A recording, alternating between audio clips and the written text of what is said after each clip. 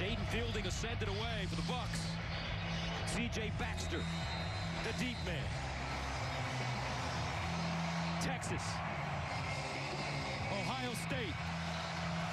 The legendary horseshoe. Number 1 versus number 3. Here we go.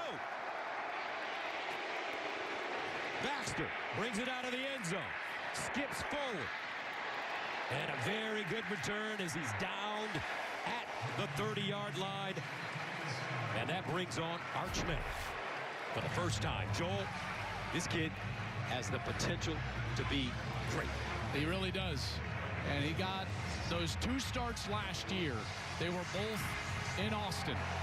And now he gets his chance on the road. Has not thrown a pass in college, on the road in his career. And listen to this place get wild.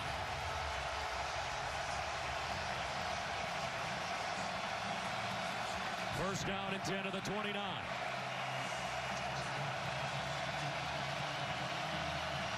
Trey Wiseman lines up as the deep man in the I formation.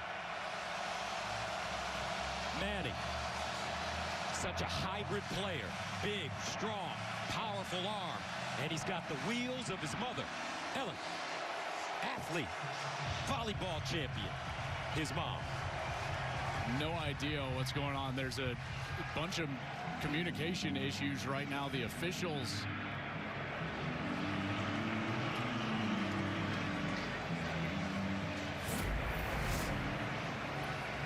I think that they're giving an invalid signal here. Okay, so the up back right there in front of the returner, when you put your arms out like that, it's kind of a signal to the kickoff team that you're going to give up down the ball, and so this ball's coming back to the 25. All right, first down to 10 to the 25, first snap.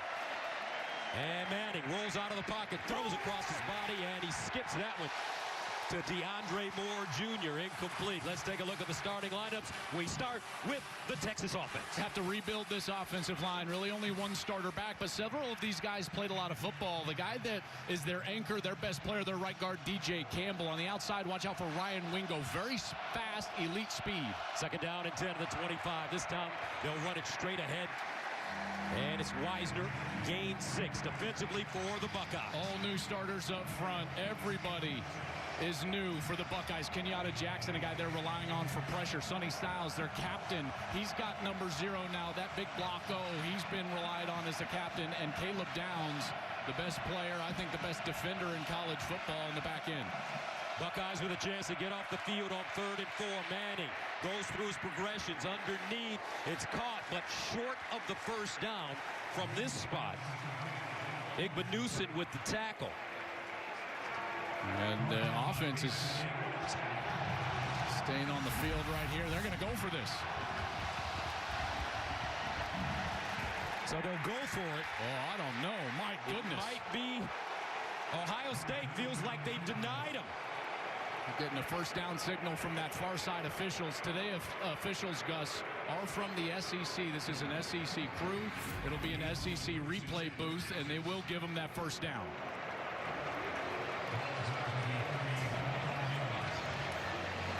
Okay.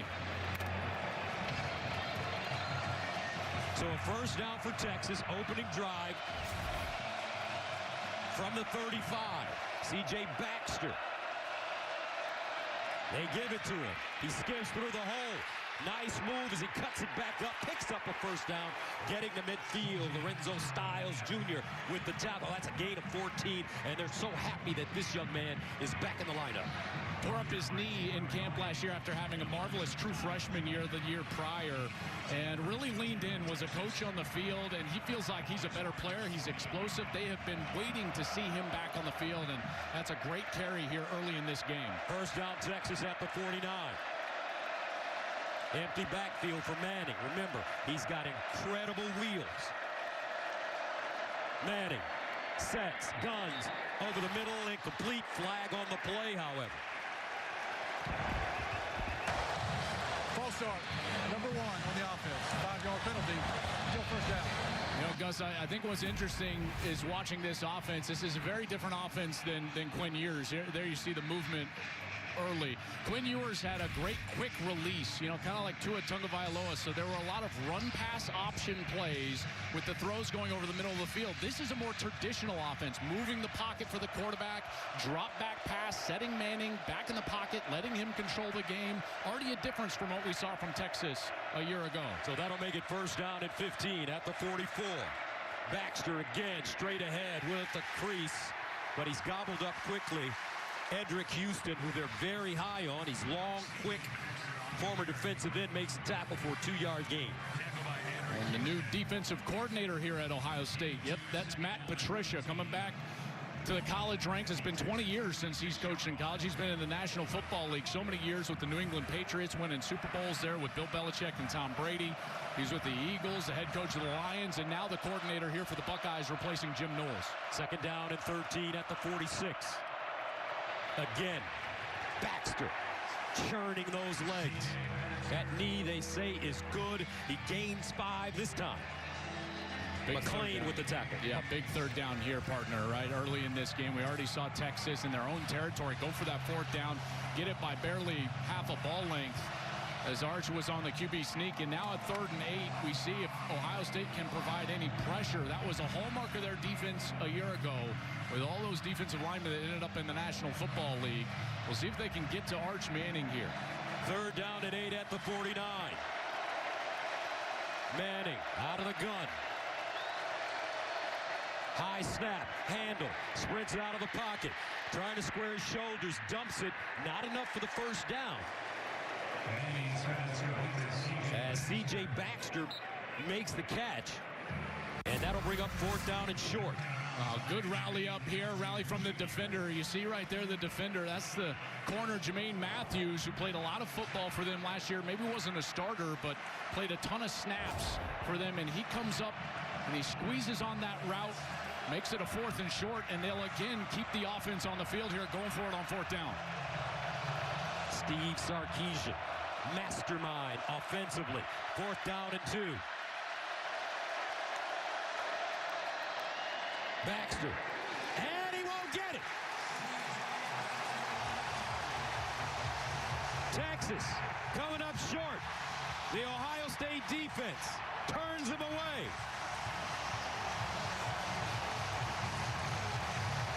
104th year of football here at Ohio State. Julian Sayin makes his debut as a starter for the Buckeyes. I think what's lost in the lead-up is that Julian Sayin was also a #1 quarterback in his recruiting class the year after Arch Manning, and he waited last year behind Will Howard, and now Julian Sayin has the keys to the car here for the Buckeyes. 1st down and 10 at the 42. They say Sayin can really spin the football, folks, and they will hand it off. C.J. Donaldson, the West Virginia transfer, Gilbo with the tackle. Yep, much like Texas, rebuilt up front, Gus, the offensive line, and they really love what Austin Sareveld has done in the offseason. And then on the outside, this is as talented a group of skill position players as you'll find, and Jeremiah Smith is a guy that has to touch the ball early and often. He only had 1 catch for 3 yards in their last matchup against Texas in the semifinal a year ago. That has to change. If they double cover him, they'll watch out for Carnell Tate. 2nd down and 8 at the 44. Running it again, Donaldson, power back. He's got great size. 232, stopped by Burke. This defense, they've got a bunch of transfers, 5 of them at defensive tackle. They're going to rotate all of them, but they've got stars at every level. Colin Simmons at edge, Anthony Hill at linebacker, and Michael Taff, all of them preseason All-Americans. This secondary is terrific, but I'm watching Colin Simmons, this defensive end. He was a specialty downs pass rusher a year ago. Now we'll see what he does on every down, in particular against the run. Ohio State 2 straight runs to start the game. 3rd down and 1 at the 49. Straight ahead, and the Buckeyes won't get it. How about this? Both defenses stout play early, and that'll bring up 4th down and 1. And stout play from the question mark of each of these defenses, which is the interior of their defensive line, and they do a great job there getting inside of the offensive line, pushing that line back, and now Ohio State will stay on the field. Gus, they'll go for it on 4th down. From the 49.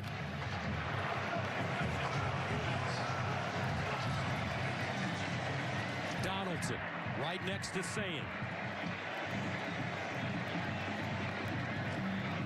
Play fake. Sayin will throw it underneath. Caught. Oh, incomplete. On the sideline, Max Clare had it. Just couldn't hold on. And the Buckeyes turn it over on downs at midfield. What an aggressive play call here from Ohio State. Coming up short, but Ohio State had an opportunity. This was the fourth down call. A play action pass. Watch Jeremiah Smith. He's open. That ball needs to go from Julian Sayin to Jeremiah Smith. You can see the frustration. And Ryan Day on the sideline telling his young quarterback, hey, man, when we dial it up to number 4, that ball has got to go in his direction. First down and 10 from the 49 for Texas. Wisner up the middle. He'll pick up a few. 4-yard gain. Caden Curry with the tackle. Don't you get the sense here that both of these play callers, both of these offensive lines testing these new defensive lines of each opponent. Texas running it straight at the Buckeyes. 2nd and 6 at the 47. Another handoff. Wisner jitterbugging. Tried to find a crease, and he'll be tackled at the line of scrimmage. No gain. Arvell Reese, the junior from Cleveland. They love his aggressiveness. They really do, and this is a guy that is very physical. I think as a tandem, Sonny Styles and Arvell Reese might be the best tandem linebacker crew in the country. And then, of course, Downs behind them at safety. Another big third down here. Again, let's watch for the pressure. They were so good at defensive end a year ago. How are these ends rushing for the Buckeyes? 3rd down and 6 at the 47-yard line. And some movement on the Texas offensive line. That's the right tackle, Brandon Baker. 73 on the offense. 5-yard penalty. Still 3rd down. Young player getting his first real action. He's a star in the making, though, folks. This guy will be an early round draft pick in the coming years. But Brandon Baker, just a true sophomore. He's 6'4". He's 308 pounds, trying to deal with this crowd noise. 4 new starters on the Texas offensive line. 3rd down and 11 at the 48. Manning's going to have to let this one fly. Manning off his back foot, checks it down to the sideline. Ohio State prepared. Baxter wrestled down inside Ohio State territory. A 5-yard gain. Kenyatta Jackson Jr. stops him, and that'll bring on the punt team. Really good coverage deep. Manning wanted to go deep down the left side, but the coverage was there, and he had to just dump it down to the back out of the backfield. And good pursuit from that Ohio State defense to get up there, make the tackle, and force the kick. Jack Bomeister, the Australian, will send it away, standing at his own 39. First punt of the game for either team. And it's fair caught at the 7. Jeremiah Smith last time out. Got a feeling they're really going to go to him now. Second offensive possession for the Buckeyes. First down and 10 at their own 8. And they'll hand it off. James Peoples this time. Sophomore from San Antonio, Texas. Stopped by Book. Yeah, both of these offenses playing a bit conservative here, testing out the defensive lines. And this was to be anticipated here with young quarterbacks making starts, trying to rebuild offensive lines and defensive lines early in the season. You get the sense that these two defenses will both be elite, Gus. And right now it's every team in the country, really. The defenses are ahead of the offenses early in the year, and we're seeing that play out here in the first quarter. After a gain of 1, 2nd down and 9 from the 9. Sayin out wide. Smith breaks a tackle, makes a few people miss, and he'll get up the field for a gain of 6. Now big third down on the Ohio State side, and just like you were mentioning before the series, they weren't going to go 2 series without letting 4 touch the football. Design screen on the outside, trying to make it a more manageable third down, which he's able to do here at 3rd and 3, Gus.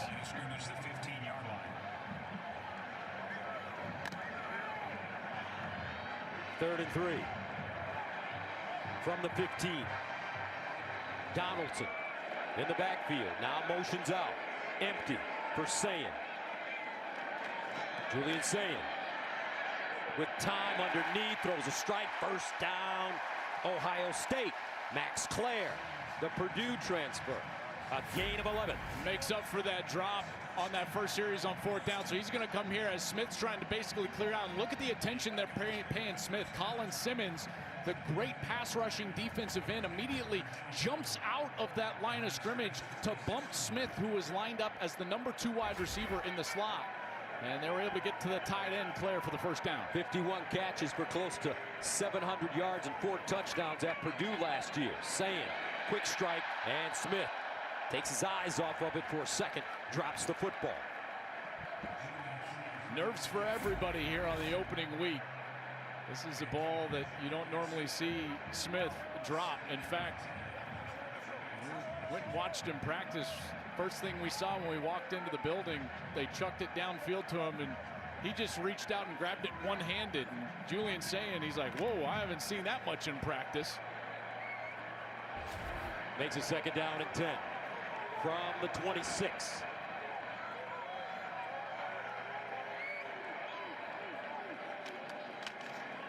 Peoples this time. Oh, he's ambushed behind the line of scrimmage. They wrapped him up quickly. Gang tackling LaFau. First man to him. That's a loss of 1. Boy, I tell you, LaFau was in there quickly. Good speed from that linebacker position. He doesn't get a lot of the credit in that linebacker core because of Anthony Hill, who's a preseason All-American, but LaFau playing really well early in this game against the run. Good speed there, triggering to get a tackle for loss. Junior from Hawaii, 3rd down and 11 at the 25. Donaldson back in the game and running back. Sayin under pressure. Got it away, and another drop by the Buckeyes. Another drop by Jeremiah Smith. And that brings up 4th down and 11. Ohio State will have to send it away. And how about the speed here from Simmons? They're going to leave him unblocked on the screen. And watch how quickly he's in the face of the young quarterback. Sayin barely gets this ball away, hits the turf after he releases it. And then on the outside, again, the uncharacteristic 2nd drop of the game of the series for Jeremiah Smith, and they'll punt it away. Ryan Niblett, the deep man. Joe McGuire takes a step, boots it, and the ball takes an Ohio State bounce and dies around the 25. Season as the starting quarterback, Arch Manning. 1st down and 10 at the 25 for Texas.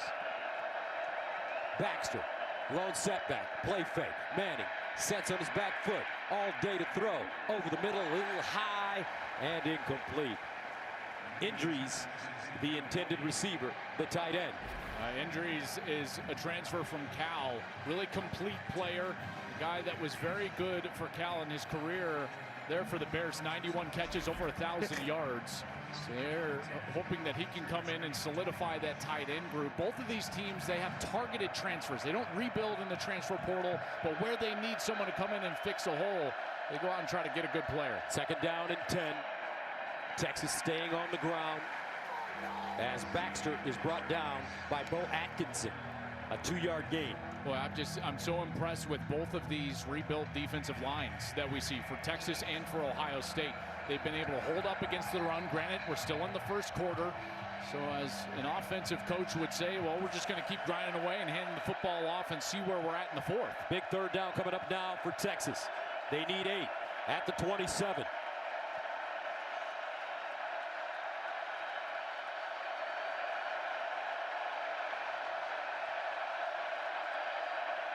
Manning steps up in the pocket, makes a move, and he'll be tackled at the line of scrimmage. Ohio State squeezing him. Atkinson there to finish off the play.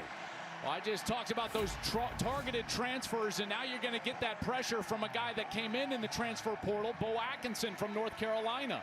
Good pressure right there from 14, and he's able to just flush Manning from the pocket, who's got to hold on to that football as he gets hit from both sides. And how about Matt Patricia in his 1st quarter as the Buckeyes defensive coordinator? Very happy with what he's seeing from those red jerseys out on the field.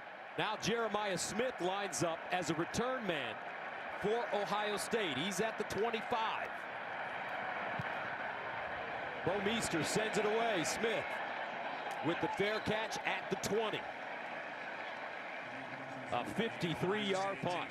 Tonight on Baseball Night in America, Cal Raleigh, who may have one of the greatest nicknames of all time, the Big Dumper.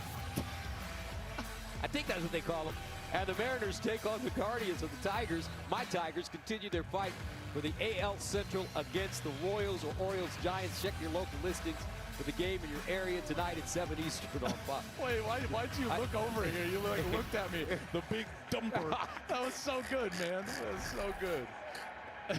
I don't know how he got that one, but hey, we're going to leave that one alone. When you're a power-hitting catcher, maybe that's it. Maybe that's what we'll go with, right? He's squatting a lot. Oh, man. First down at 10 of the 20. There's Smith. Lines up at receiver on the near side. They hand it off to Peoples.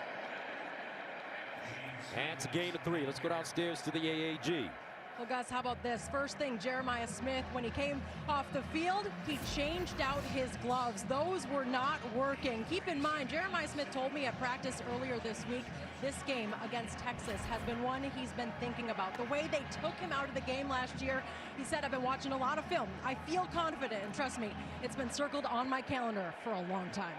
All right, Jenny, thank you. 2nd and 7 at the 23-yard line. Sand over the middle.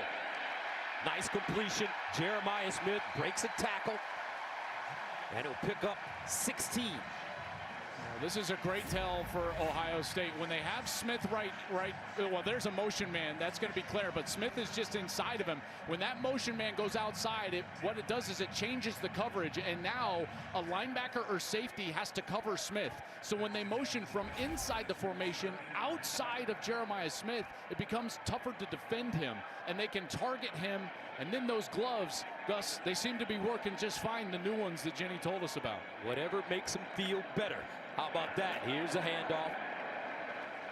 And that 16-yard completion, longest gain of the day. Well, and now start to think about these formations and play calls. They've got a new play caller here at Ohio State. Chip Kelly, gone to the National Football League, called the plays a year ago. That's Brian Hartline. Has been here for a long time. Great recruiter and great wide receiver coach. And he steps into the seat to call the plays for Ryan Day. Longtime NFL player, as well as a wide receiver. 2nd and 5 at the 44. 4 seconds on the play clock. And so much support here with this program. How about the draft that they had? 7 players in the first 45 picks. 4 first-round picks. 14 players overall selected in the NFL draft from Ohio State. 2nd and 5 at the 44. Here's the handoff. Peoples makes people miss, picks up a first down. Some hard running by James Peoples. You know, Texas was just barely outmatched. They had 12 players drafted. And Gus, I was talking to Sark on the field before the game, and we were talking about that, and he said, you know what's the most amazing part is that we both reload and we're 1 and 3 in the country after all of those players are going to go play on Sundays. And he's exactly right. What Sark has done at Texas, what Ryan Day has done at Ohio State, it's remarkable. Building these programs into the preeminent programs, not only in their conferences, but really in the country as well. First down and 10 at midfield. Sayin with time. Near side. Ball caught. And this time, it's Christensen. It's Christian, excuse me, with the reception. You know, Sayin's been accurate, hasn't he? Yes, he has. Even the incompletions, they've all been drops. 2 by Smith, 1 from Claire on 4th down. So the young quarterback, number 10, Julian Sayin, again, the overlooked quarterback in this game. Number 1 recruit the year after Arch Manning at the quarterback position. He's come in and he has played well so far. They've run the ball. They've tried to establish themselves on the ground, and here they are across the 50 in a nothing game. Sayin from Carlsbad, California. That's near San Diego. Play action fake. Sets up deep. Slings it. Incomplete. Jeremiah Smith the target. But that one broken up at the last minute. I think that was 29, Grayson Littleton. How about this guy? He's just a true freshman. He's running across the field with number 4. Ohio State trying to say he got there a little bit early. Maybe, I don't know. That's a tough one to call right there. But this Littleton, I tell you, he's going to be a really good player. This coaching staff very excited about number 29, and even to the point where they're fine having him over the top of number 4, Jeremiah Smith, covering him across the field. Littleton from Tampa, Florida. 3rd down and 4. True freshman at the 44. Sayin lobs it up top. Incomplete, over the shoulder grab. Littleton in coverage. Brandon Ennis, the target, and Hero Canoe, the former Buckeye for Texas, was pressuring Julian Sayin. Well, we're starting to see why the coaches love number 29, right? You start making plays like that. There is a flag on the field, and it is in the backfield. Personal foul, face mask on the defense. Oh, wow. 15-yard penalty from the previous spot. Automatic first down. I did see Gus Phillip Daniels, number 70. His helmet popped off, and he started jogging off to the sideline. But if it comes off your head because of a penalty, then you can stay in the game. So not only does Daniels stay in the game, but they get the free first down after those 2 nice plays from Littleton. Hand up in the face from Colin Simmons. That's a huge penalty, and it gives the Buckeyes a bit of new life on this series.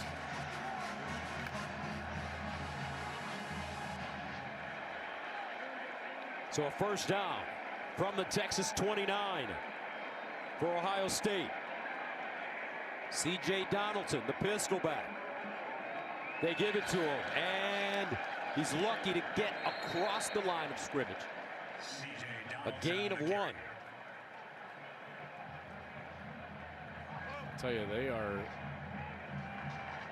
they are really trying to run this football between the tackles, aren't they? Well, Mark Ingram said that the team that wins the running game is going to win this game, and Coach Meyer during the pregame show also said, you don't want your quarterbacks in the first or even in the second quarter throwing that ball over the middle, because if it's high, it could be a pick and a turnover. That's right. He's exactly right. Tips and overthrows wind up as turnovers.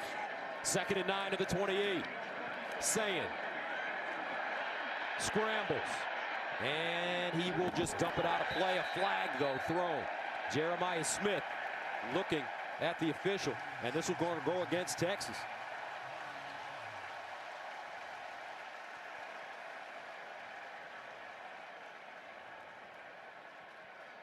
Holding on the defense, number 4.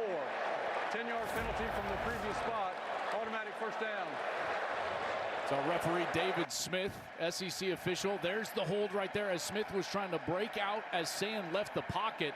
A bit of a hold right there from Malik Muhammad. It was on 5. They announced 4, Jelani McDonald, but that was Malik Muhammad, number 5. And that's the 6th time they've tried to throw it at Jeremiah Smith. They're forcing the ball his way, rightly so, but it's also now the 2nd penalty on this series, and the Buckeyes again with another first down, Gus. Buckeyes in the red zone. 1st and 10 of the 19.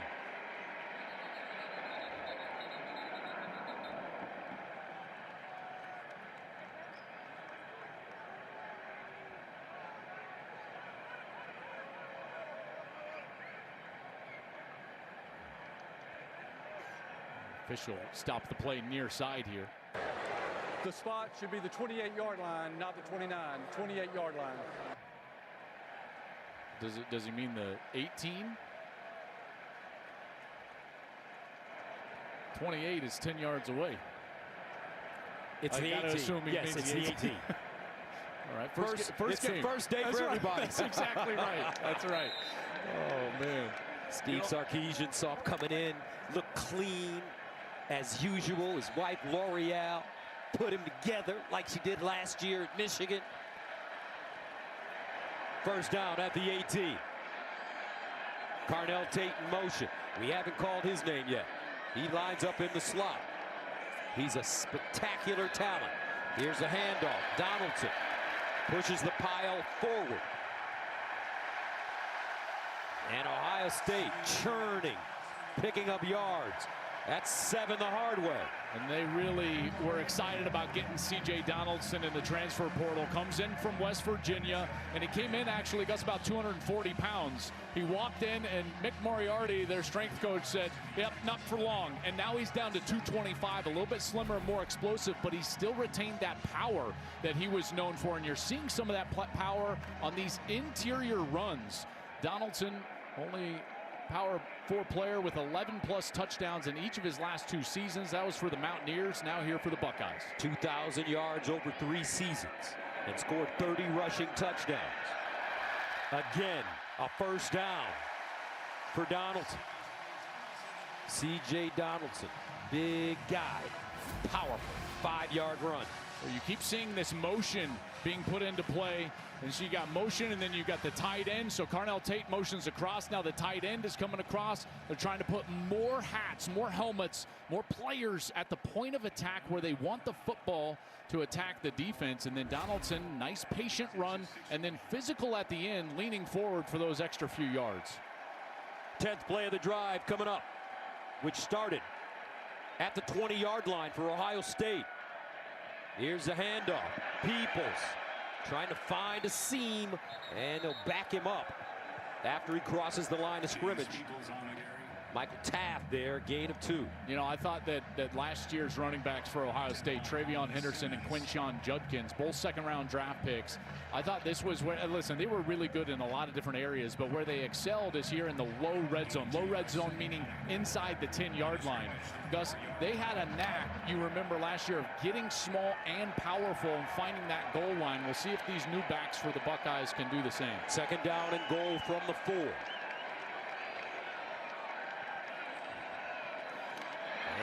And they go straight ahead again for Donaldson. Trying to use that big body, and he'll pick up a couple. Talk about those running backs. Travion Henderson drafted in the 2nd round by New England. Quinshon Judkins in the 2nd round by the Browns. So he's over there with your quarterback, Shedeur Sanders. You start thinking ahead here. It's 3rd and goal. What's Ryan Day's decision here? He's looking at his call sheet on the sideline. Are they thinking about a 4th down play call? Will they go for it? Would they settle for a field goal? You got to wonder what's going on. It looks like they might want to try to call a timeout, and they're going to get that done. They're going to call timeout here from the sideline. Extra offensive lineman in the game for Ohio State. So here's a timeout. 9:41 to play, 2nd quarter, no score. But the World have been the story in this game so far with all these weapons for both teams on offense? No, I'm really not, and only because, you know, last year these were 2 of the 3 best defenses in all of college football, and they returned a lot of talented players on every level of their defense, in particular on this Texas side. In a lot of cases, I was telling people before the year, I thought Texas could have the best defense in the country this year, and they've certainly made it difficult on Ohio State. A couple of penalties on Texas on this series, this SEC officiating crew throwing those flags, and they've helped out the Buckeyes on this series getting down here. 3rd down and goal at the 2. Donaldson. Texas getting pressure. Looks like it was Cole Brevard getting inside the backfield. Okay, this interior defensive line, a couple of times they have stood up, and they have done a great job. This was a decision made during that timeout. 2 plays that they were thinking they want 7. They're going to go for it again on 4th down. It's the 2nd time they've done it. Last year they converted several 4th downs. In fact, the most aggressive Day had been his whole career, and here they go for it again. 4th down and goal at the 1.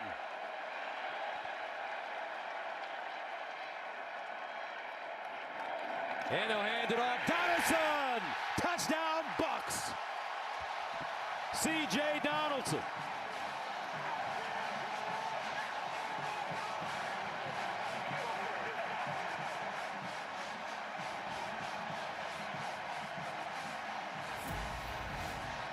They're going to follow this left side of the line. Right here, Luke Montgomery and Austin Severell. And this double team gets movement, and that movement is what allows Donaldson to just lean over that left side of the line and get into the end zone for a touchdown.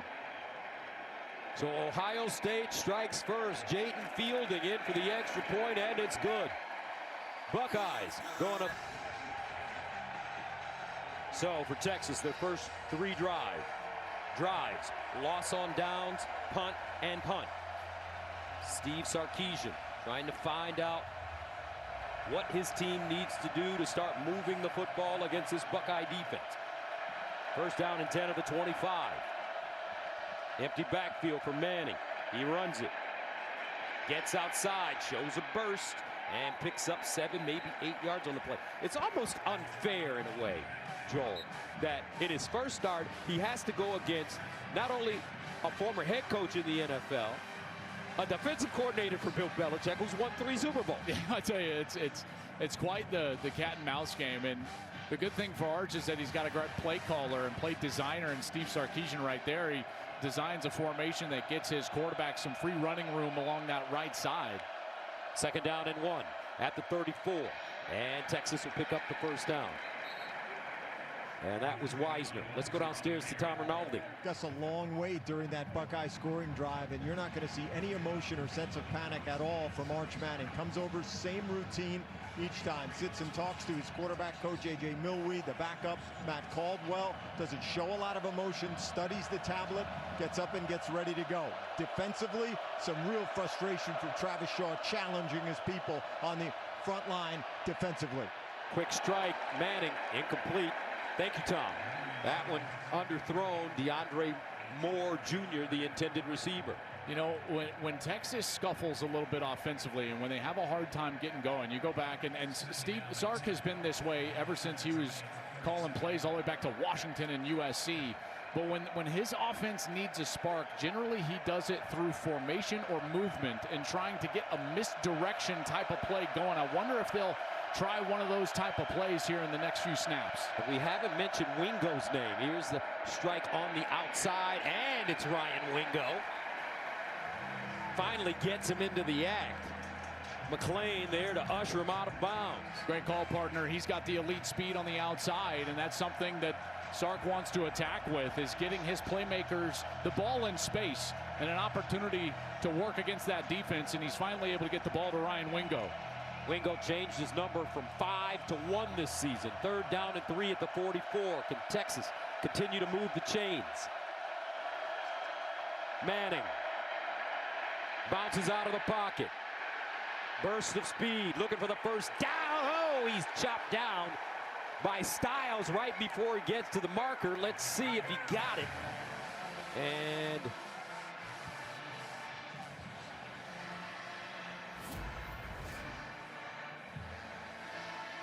it's a first down. I'll tell you what, he did a nice job keeping that ball in that right arm because it started coming away from his body. He's trying to get the sticks right there at the line to gain. And how about the hit right there from Lorenzo Styles, who comes in and kind of upends him. And they're able to get the line to gain. It's a first down. Arvell Reese with pressure. First down at the 47 for Texas. Down 7-0. Play fake. Manning, he's going to uncork it. Throws it deep. Double coverage, incomplete. Wingo the target. McClain there, as well as Matthews for Ohio State. I'll tell you, this is really good coverage because you've got elite speed right here from Ryan Wingo, and they're able to get the safety to run with him. That's Jalen McClain. And then that opposite corner, Jermaine Matthews, he just took off from his position and went back deep into the field and ran underneath the route. That's number 7 right there. Excellent coverage for the Bucks. Second down and 10 at the 47. 6:32 remaining in the second quarter. And they'll hand it off. Baxter, not a lot, if any. Kenyatta Jackson jumping on top. No gain. Boy, you see that red flash in the backfield. Almost made the tackle in the backfield. That was number 2, Caleb Downs. You're starting to see Matt Patricia move number 2 around as he gets more comfortable calling plays defensively here for Ohio State. He said he could be creative with them because the knowledge of the game is elite for Caleb Downs, number 2. And Sark knows he's got to understand where Downs is at all times. Texas 1 of 5 on third down conversions. They need 10 here. Manning stepping up, and he's taken down behind the line of scrimmage. Arvell Reese. Goon Squad. I'll tell you, this is a great little move right here. Watch Arvell Reese. He's going to turn his eyes out here as if he's going to drop in coverage, and then he goes on the stunt or the delay blitz right there from his linebacker position. That's a little nuance, Gus. I'm telling you, that's an NFL nuance right there from Matt Patricia, teaching his linebackers how to get the attention of the offensive line away from them. Bo Meester ready to send it away. And this one will be down deep inside Ohio State territory. Hey, Jack Sawyer watching his Buckeyes. You're exactly right, Gus. That's a great call. It was like a movie. You know what I love? I was talking with JT Tuimoloau, his defensive end mate on the other side. You know what Jack asked at the end of the play? What? JT, did I look fast? Yes, you did, Jack. First down and 10. And Ohio State running it. Let's go downstairs and check in with JT. Well, speaking of those two, when Ohio State's D-line came off the field, it wasn't D-line coach Larry Johnson to address the group first. He actually allowed Jack Sawyer and JT Tuimoloau to have the first word. JT telling the guys they can't handle us. We need to slow them down. No let up here. As Joel mentioned, JT's been pacing. He said, it is so hard for me to not be a part of this game, but I'm doing my best to coach these guys up. All right, Jenny, I ran into a basketball coach last night, a high school basketball coach. He said his team played against Jack Sawyer, and Sawyer had 33 and 15 boards. He can really play the game of basketball as well. Athlete, second down and 7 at the 5. And that'll be a 4-yard pickup for Peoples. Well, this becomes a really big down right here, because for Texas, if you can get off the field and you can get a stop here, you're going to get the ball around the 50-yard line. You know, maybe plus of the 50, maybe just in your side of the field. But a defensive stop here would go a long way in creating momentum for the offense on the next series. Pete Kwiatkowski knows that, the defensive coordinator. I would expect him to really load up, maybe put some pressure on Julian Sayin here, and certainly play an aggressive style of defense trying to force this punt. Third down and 3 at the 9. Peoples, the lone setback. Play fake. Sayin in the end zone. Throws it. Caught on the sideline. That's Carnell Tate. And a first down. Tough throw for Sayin, but he got it there. That was a great throw, but I think the catch was better because the coverage was all over Carnell Tate. And this is a guy we've loved for a long time, and he needs to have a big year and a big game. And right here, he comes back to the football and keeps working back to his quarterback. And he goes up and he attacks the football, gets that foot in bounds for a first down. That's a big play. The tight ends actually hit each other. Sayin looks out there for an easy short completion. Nobody there. And watch Ryan Day looking at Carnell Tate. He says, yep, it's down. First down. First down and 10 of the 18 now for the Bucks with some breathing room.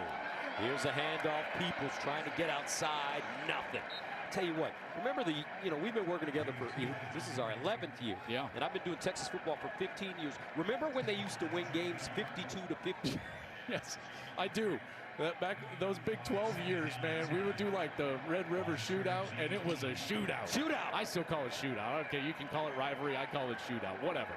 I mean, defense was optional back in the Big 12. Now, these are elite defenses that we're seeing play. Chicago, yes, they are. Texas under Coach Sarkisian. Second and 10 at the 18. Here comes a blitz. Sayin stands in the pocket, dumps it down, incomplete. His tight end was not ready for that one, Max Clare. Some miscommunication there. Clare looked like he was out there trying to throw a block, and Sayin had that pressure in his face and had to get rid of the football. And now another big third down here.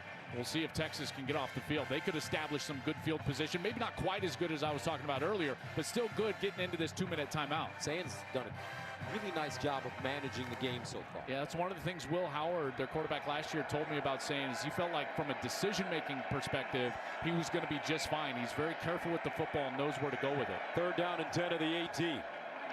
Julian Sayin with time underneath, caught, not enough for first down. Jeremiah Smith with the reception, a gain of 5. And that will take to a strong start against Syracuse, and Maryland may have found their quarterback for the future in the form of a true freshman. Guys, we'll have all that coming up at the half. And Gus, I don't know what it is, but something about you looks really good today, man. Folks, I left my shirt in L.A., so I had to borrow one of Rob Stone's shirt. I feel very close to him today. Holy Chicago. He did it. He said it right there. He said it. Right on the tees. Uh-huh. Oh. And this will punt it out of bounds. So in the meantime, now it's time for the Aflac trivia question. Get help with expenses. Health insurance does not cover with Aflac. Who was the last preseason Heisman favorite to win the award? Matt Leinart. You think so? Yeah. You know that? I know that, yeah.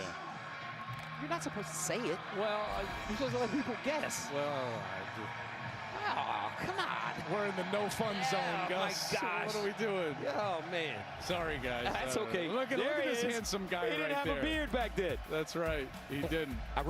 We ran into his son at the seminar. Looks just like him. He's already committed as a junior to SMU. Matt Leinart's son. First down and 10 at the 47. Here's Manning underneath. That one thrown high, incomplete. Well, you think back to the success that Texas had or didn't have against this defense in that national semifinal a year ago, and that was their last game. They studied that game all off season. The thing that really hurt Ohio State in that game offensively for Texas was throwing to the running backs to the short side of the field. So that would be to their right now. I wonder if here in a big drive, they'll go to that side of the field. Second down and 10 at the 47. Baxter in the backfield. They give it to him. He jitterbugs and crosses the line of scrimmage. Stopped by Arvell Reese. A gain of 2. I tell you what, it's been a pretty conservative game plan for Texas, hasn't it? Yes. Matt Patricia calling the plays defensively for With that Ohio signature State. pencil in his ear. That's right. Matt Patricia. The aeronautical engineer. How about that? He's got a master's in math.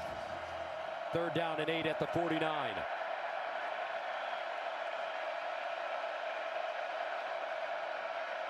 Arch Manning under pressure. Takes his time. Shovels it off. Not enough for a first down. C.J. Baxter. Gain of 6. And I'd love the coverage for Ohio State in the secondary. I tell you, they're going to keep their offense on the field right here and bleed a little bit of clock. This is one of the, if I was Ryan Day, I would think about a timeout right here because you could save some time if you're able to stop them on fourth down. So here we go, fourth down and 2. And a timeout by Ohio State. Left. First half, fourth down and 3. At the 46 for Texas.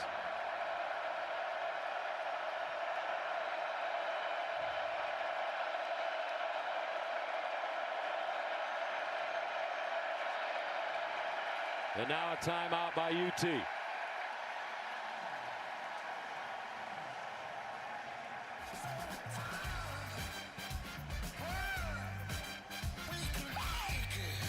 Go for it. They've decided to punt it away. Bomeister is getting a lot of work here in this first half. Ennis back deep. Over to the sideline. Lets it take a bounce. And bounces out of bounds inside the Ohio State 5. With 35 seconds to go, a 43-yard punt. I tell you, that's 2 really good punts from Bomeister, who transferred in from Utah. Now we've seen him backed up last 2 offensive series for Ohio State after they got a little bit of a rhythm, right? They score that touchdown, but now back-to-back series starting inside your 5. That takes all of that rhythm away. And now with only 1 timeout and 35 seconds, you're probably going to call a screen pass. And now every Texas fan just pulled out their hair because the last time we were in a situation just like this, right before the half in the semifinal, Ohio State just ran a kind of a nondescript screen pass to Travion Henderson, and he took it the distance right there. Some sort of safe play call, a dump off to the tight end. There's Travion Henderson on the sideline talking with JT Tuimoloau. But you're probably going to get some sort of play like that. Maybe a straight run, see if you can pop it. Certainly not going to be too aggressive right here with the young quarterback in the lead 7-0. So tight formation, looks like Sam may take a knee. And he basically does.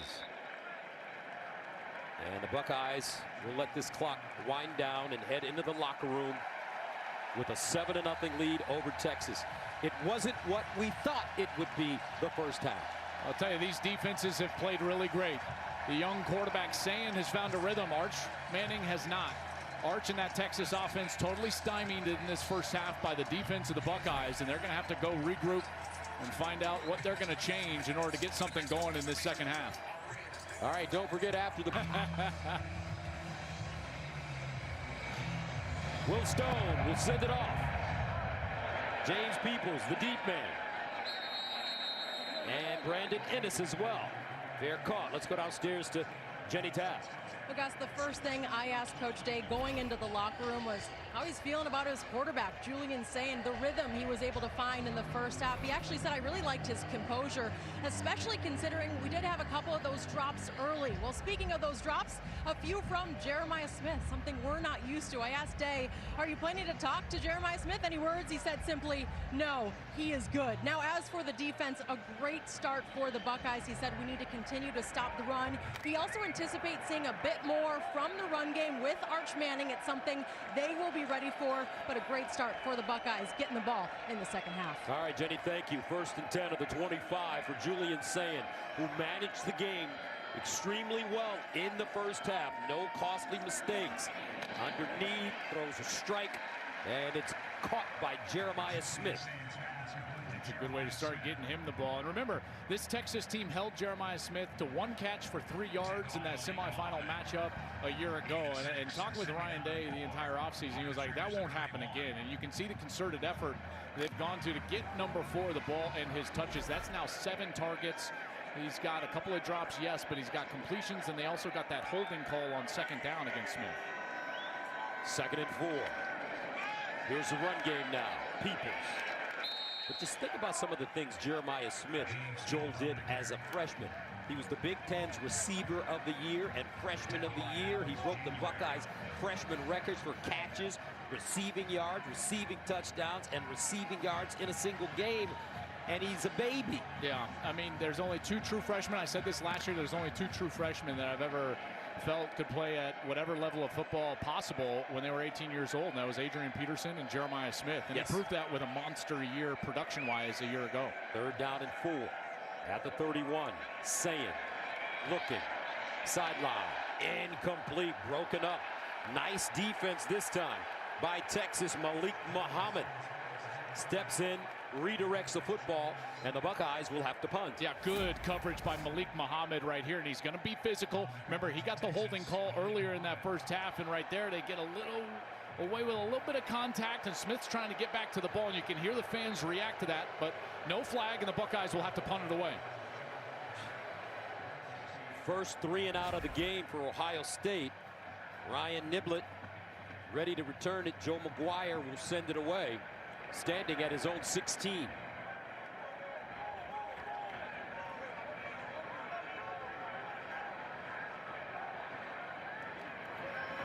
McGuire, end over end. Niblett to the sideline. Let's take a bounce and fields it. And will go down close to the 30-yard line. A 42-yard punt and a 2-yard return. And a flag has been thrown. The 3rd #1 team shut out in the first half since 2014. You look at those games, Texas and Georgia, LSU and Alabama. I mean, obviously monster matchups there. I didn't quite see what the flag was. I think it was incidental, Gus. Maybe just fell out of the pocket of the official. So I didn't hear a call either. The flag was on the field, but they play on here. So 1st down and 10 for Arch Manning at the 29. Let's see what kind of adjustments Texas has made during the halftime period. And this is Wisner. Quintravion Wisner. They call him Trey, but his mom, Angie, says, no, my boy's name is Quintravion. Well, Quintravion is the SEC's leading returning rusher, and certainly a really quality player. On 2nd down and 4, Wisner picks up the 1st down. So I thought the first half was very unsark characteristic. You know, like he normally has a lot of motion. and a lot of things to put pressure on the eyes of the defense and side-to-side type movement. And now you're starting to see a little tempo here. They're going to go fast. First down at the 41. But Gus, I would expect more tempo. I would expect more motion and movement pre-snap. And then again, get Arch on the outside and get him some easy completions like they just tried to do right there. And that one was thrown low. Arch is just not in rhythm, even when he's dropping back, nowhere to go with the football. I haven't seen him one time yet today throw a pass in rhythm and get a completion. Loss of 3, 2nd and 13 at the 38. Young man trying to figure this thing out against the reigning national champions. On the road, Manning scrambles, turns it up, squares his shoulders, look at the feet, and gets out of bounds with the first down. Now, everybody talks about Archie, his granddad, his Uncle Peyton, his Uncle Eli. His father was a receiver, but the true talent for this young man comes from his mom, Ellen. And especially the athleticism and the elusiveness right there, right? He steps away from the defender and then again steps away from Igbinosun. What a great run to pick up the first down. It looked like a couple of Buckeyes had a chance in him, and he's still able to get a first down. First down and 10 at the 47 after the 14-yard gain. And they'll hand it off. Wisner gets to the edge, squares, and powers his way forward close to the first down in front of Igbinosun. Yeah, good series. And as Tom Rinaldi told us, Sark was going to focus on first down, and now they've gotten a couple of quality first down plays. When you get 2nd and short, this is the time to take a shot right here. Get a big play action and take a shot over the top. 2nd and 1 at the 38. And they'll hand it off looking for that first down. Wisner leaning and gets it. Let's go downstairs to Tom Rinaldi. Well, Gus, you mentioned it. The pedigree speaks for itself with Peyton, Eli, and Archie. But when we spoke to Arch this week, he said, please give my mom, Ellen, some love. Track and field, volleyball, and soccer star back in New Orleans. The all-district selection is a high jumper. She's in her high school's Hall of Fame in its inaugural class. She'll be very happy if you say that on air, Arch told us with a laugh. There you go, Arch. That's right. That's Ellen's baby out there. First down and 10 at the 36. And the handoff, Baxter. It's so interesting, Joel. I called Peyton's games when he was at Tennessee. I remember as a sideline reporter interviewing his dad, Archie. I called Peyton and Eli's games when they were in the pros. And now, look at this. There you go. Now you got Arch, and he's just trying to build a career for himself. That's right. Here's Manning underneath. Ooh.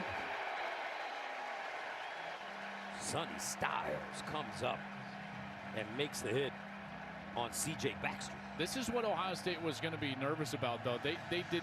One of the questions surrounding this team was the depth at defensive line, and now in a long series, you're starting to see this defensive line wear out. Wouldn't be surprised if Texas is just able to run for this right here. 3rd down and 2 at the 28. The handoff to Baxter breaks it back, another first down.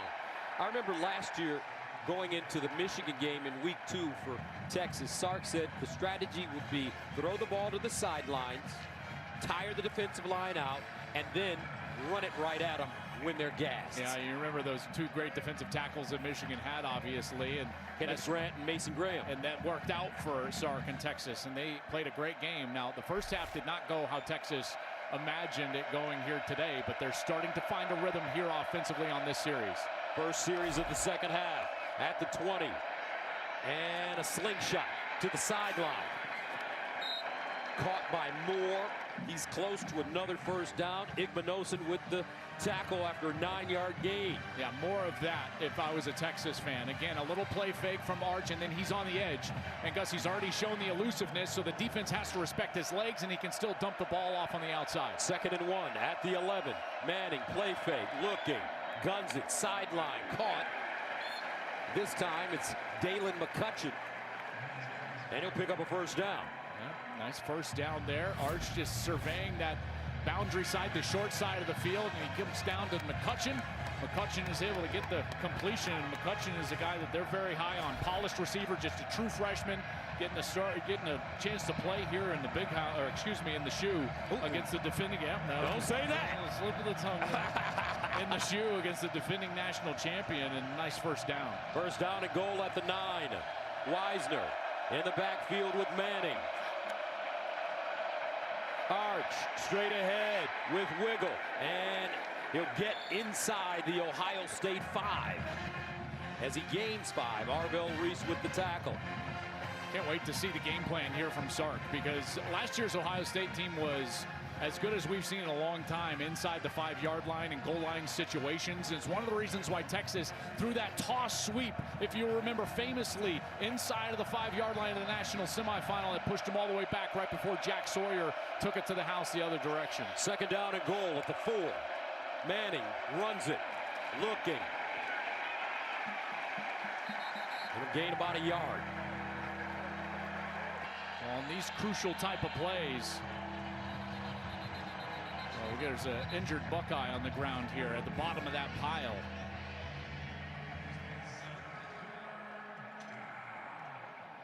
Trailing 7-0. 3rd down and goal at the 3. Can the Longhorns punch this one in?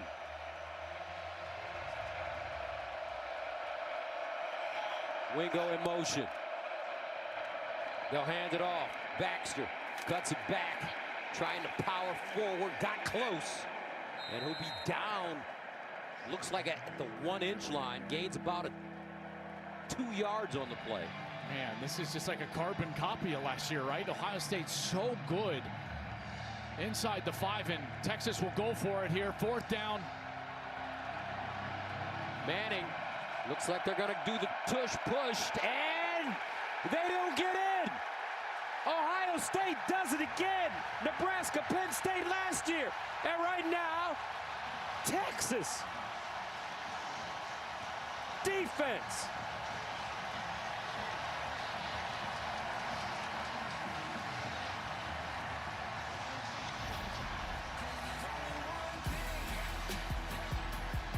From the 1 and couldn't punch it in, and right here from inside the 1, they can't get in the end zone.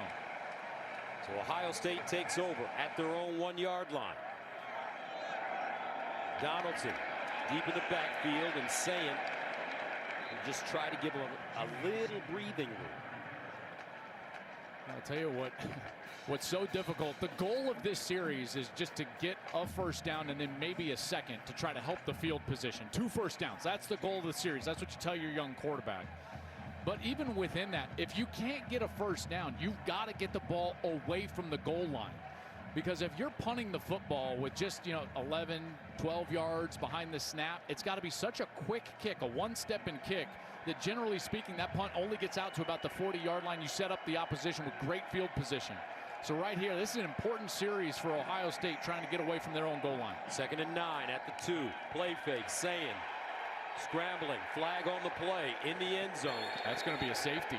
If that's on the offense, that's going to be a safety. It's either going to be that or another hands to the face from Texas. I think they could probably call either. You got the linebacker, Lafau. He comes in number 18 in the middle of the line of scrimmage. And Gus, he's going against the offensive line. His hands are up. There are 2 fouls on the play, 1 on each team. Holding on the offense, number 75. Personal foul, hands in the face, number 18 on the defense. Those penalties offset. Replay, 2nd down. I tell you what, that's David Smith, our official. This is our SEC officials today. I think that's a great job officiating this play. It's a tough look because you don't see Lafau right there. His hands were initially up in the face of Hinsman. And Hinsman then, after he gets the hands in the face, he holds on. So watch right there. Okay, so see, there's the hand that you're seeing right there. Hand in the face. That's what's called originally. Then there's the hold. That's really good officiating from this crew. So 2nd and 9 at the 2. Again. Saying. Hands it off straight ahead. No room, no gain. For Donaldson, Ethan Burke there defensively. Now the situation I just explained, Gus, about that room for your punter. Now it's not even really about the 1st down. You'd love to move the chains, there's no doubt. But you've got to get this ball away from the goal line if you're Ryan Day and the Buckeyes, because a short punt, it's called a quick kick, a short punt is going to set Texas up with beautiful field position, and certainly something that Pete Kwiatkowski is thinking about. He's the defensive coordinator for Texas. Probably looking at an aggressive look here from their defense. 3rd down and 9 at the 2.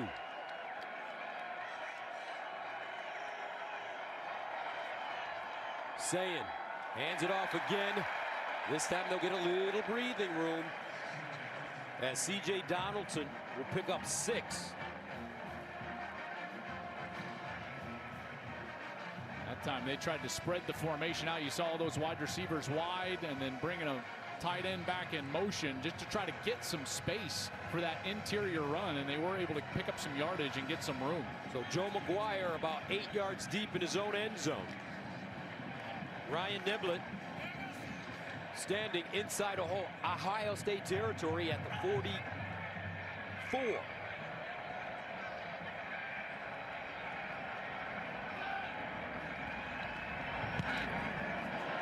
Niblett to the sideline. Takes a bounce and out of bounds around the 45, 46. Has been rocking. And Buckeye Nation is fired up. But Texas has found a rhythm here in the second half. The last time they had it, 15 plays, 70 yards, 7 minutes, no points. Flag on the play. Holding on the offense, number 52. 10-yard penalty from the spot of the foul. Replay, first down. DJ Campbell, the right guard. And he's the experienced guy up front. He's the one that has started a bunch of football games for them, trying to perfect his craft. He's a former 5-star. Here's number 52, and he's going up, and he's just going to see Peyton Pierce and give him a big old hug. It's like it's Christmas right there on the second level. Hey, man. How you doing? How you doing? First down and 15 at the 45. They'll run it with Wisner. And he's gang tackled. Do you think Sark could just start letting them throw it? Well, I think they've tried. This secondary has won the battle on the outside. There's nowhere to throw it deep. They've tried to throw it deep one time. It was double covered. You've got the best defender in college football back there, Caleb Downs. You don't want to just blindly throw the ball over the middle. And so I think Ohio State has largely taken that away, Gus. Play fake. Manning, he'll throw it this time. Oh, it's intercepted. Matthews Jr. The first turnover of the game.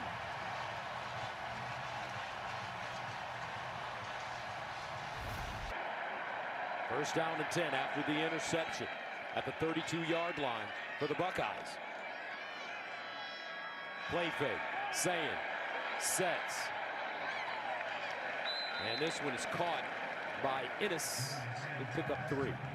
Well, they're going back to that play that they called earlier in the game on 4th down when Smith was wide open, but that was double covered like they have been doing most snaps. This is the coverage during the course of the game. You see 2 and 3 guys looking up Smith, running with him, eyes on him as they drop into coverage. They're trying to focus on where's number 4. You see the eyes go to number 4. So how do you beat it? You motion outside, get those guys spread out, and then just run a little dump route over the middle of the field. That's how they've been trying to get Smith the ball in more creative ways because of the coverage. 2nd and 7 at the 35.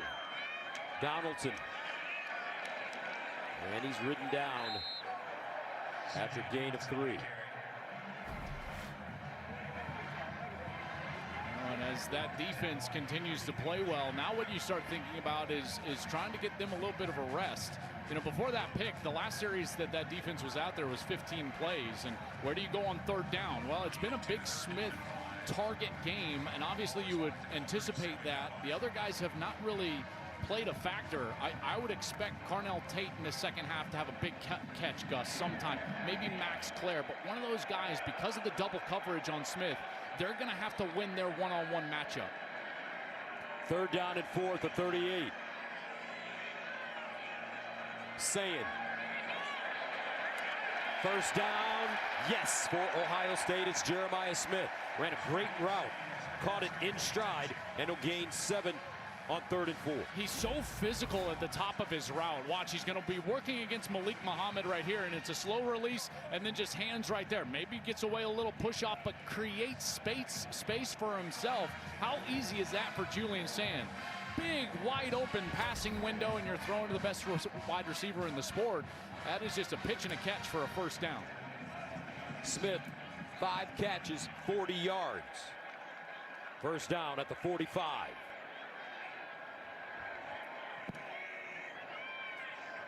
Sayin goes through his progressions, checks it down to Donaldson.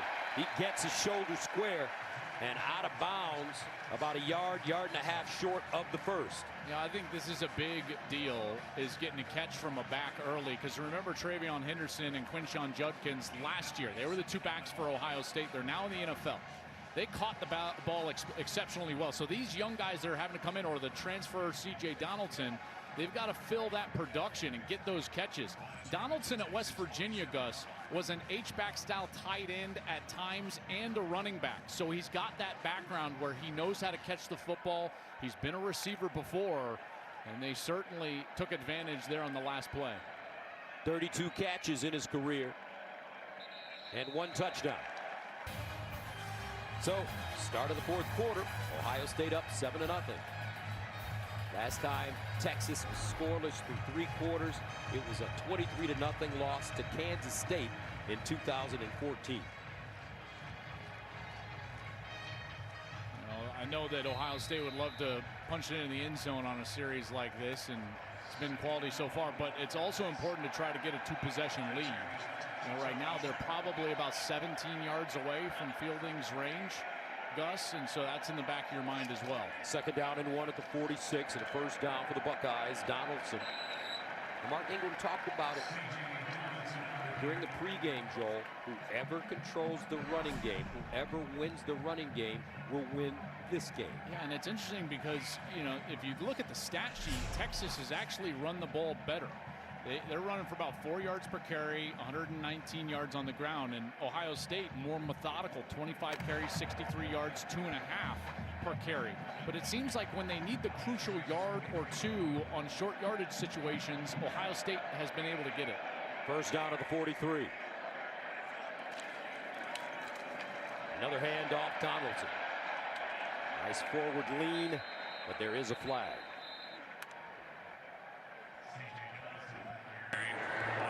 Illegal formation on the offense. 5 or more players in the backfield. 5-yard penalty. First down. I'm actually pretty shocked that that's our first, what I would call kind of like first game style penalty, mechanic style penalty that we've had all game. It's actually been fairly clean. That's their first penalty on Ohio State. Again, this is an SEC crew here, so if you're wondering like what conference is officiating today, it's an SEC crew led by David Smith. That's the first flag on Ohio State. Very disciplined performance by the Buckeyes. 1st and 15. Donaldson again following his blocks. And Donaldson. This time he picks up 8. Great blocking here up front. They're again going to pull some guys around. You got tight ends coming around, and then Donaldson is just going to try to get patient and be right behind those guys. Shabola, the right tackle. You've also got Will Kazmarek, a really nice block. They've said that they think he's probably the best blocking tight end in the country. Granted, that's probably some bias coming from his own coaches, but Kazmarek is a guy they really trust in that run game as a blocker from the tight end position. 2nd and 7 at the 40. Sayin, looking, goes deep, Sayin, Tate, touchdown, Tater, Carnell Tate, 40 yards.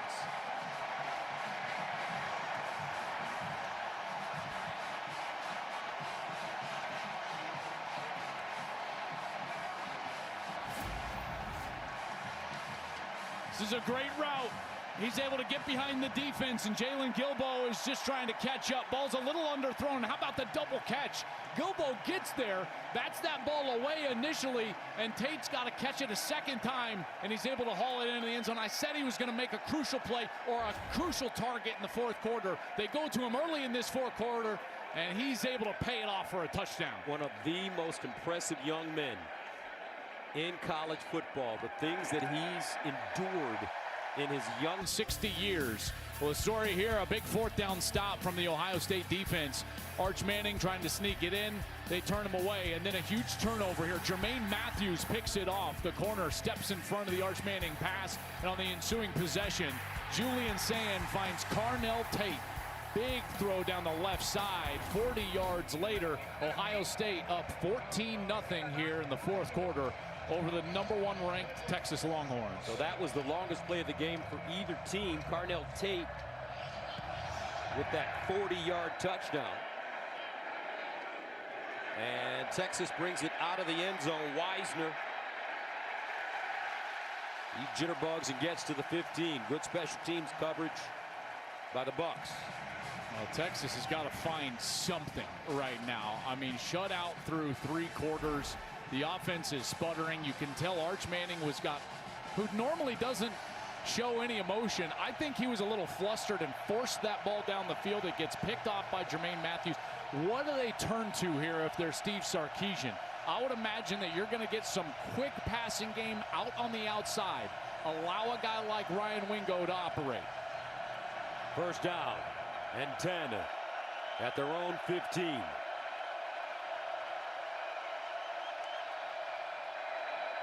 Here's a handoff.